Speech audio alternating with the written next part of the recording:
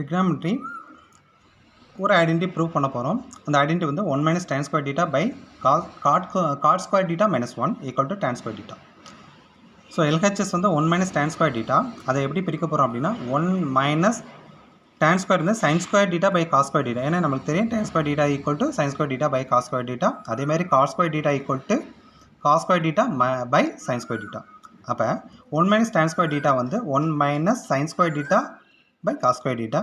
அப்போ கீழே இருக்க டிவிஷன் வந்து cos square theta. அப்போ cos square theta by sin square theta minus 1. இப்போ என்ன பண்ணுறோம், இதை கிராஸ் மல்டிப்ளை பண்ணுறோம். cos square theta minus sin square theta whole divided by cos square theta. இங்கே வந்துருச்சா? அதே மாதிரி cos square theta minus sin square theta by sin square theta. இப்போ என்ன பண்ணுறோம், cos square theta minus sin square theta by cos square theta. இந்த இது அப்படியே எழுதாச்சு. ஸோ இது டிவிஷன் வந்து மல்டிப்ளிகேஷன் மாறும்போது அப்படியே இன்வெர்ட் ஆகும். So sin square theta by cos square theta minus sin square theta.